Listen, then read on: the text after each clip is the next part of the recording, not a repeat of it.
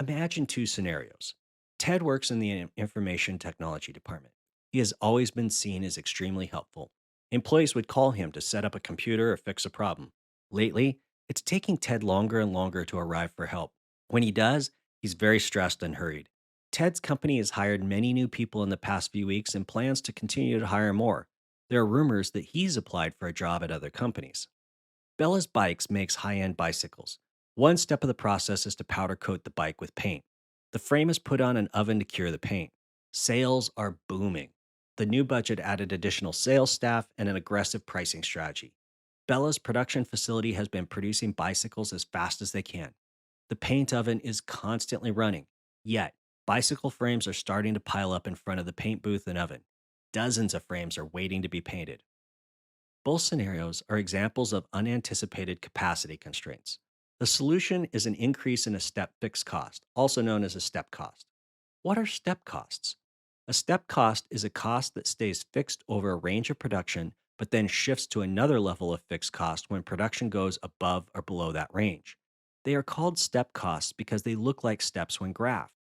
This graph shows the three types of costs. Fixed costs are a straight horizontal line regardless of the volume produced. Variable costs are an upward sloping straight line. Step costs are a horizontal line that jumps to another level at about 130 units in this example. In the two example scenarios, hiring another IT person and buying another powder coat oven are both step costs.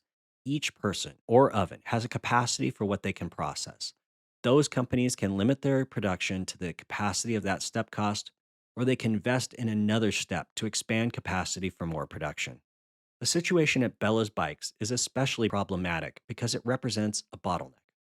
A bottleneck is a point in a process that limits the production, in other words, throughput of the process. Bella can build all the frames she wants, but they will just pile up in front of the oven, waiting to be painted and cured. Identifying bottlenecks and increasing their capacity, in other words, exploiting them, is an important task of process management. The classic book on this is The Goal by Eliyahu Goldratt. I read it 30 years ago, and it's been important throughout my career. Step costs create varying amounts of profit or the range of production for which they don't change. Profit quickly increases as the excess capacity purchased from the last step cost investment is increasingly utilized. Crossing a production threshold that requires another step cost investment causes profits to dive again. This graph shows profit across a series of step costs, the smooth upward sloping profit line we saw when only looking at variable costs, and is now a saw blade. One of the biggest budgeting mistakes I've repeatedly run into is overestimating the capacity of a step cost. Most of the time, the step cost's capacity isn't just overestimated, it's not even considered. This leads to massive unanticipated costs that create big budget variances. Profitability drops as we fall from the last peak of full utilization because we had to make another step cost. This shows the importance of budgeting units of production, not just the cost of goods sold. Capacity is measured in units, not dollars. You must know the capacity of each process and person or team.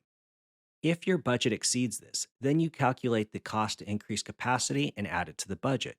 Choosing how much capacity to add, in other words, how large of a step to take, and at what cost, is a management decision. Another option is to reduce budgeted production to current capacity. Knowing capacity also allows you to utilize excess capacity. This is often highly profitable. You're earning revenue with very low marginal costs. There's a joke that goes: an optimist will tell you the glass is half full, the pessimist half empty, and the engineer will tell you the glass is twice the size it needs to be. Look at processes like that engineer to assess capacity. For those companies where demand may exceed capacity, estimate the step fixed cost to increase capacity and decide if it's worth the investment.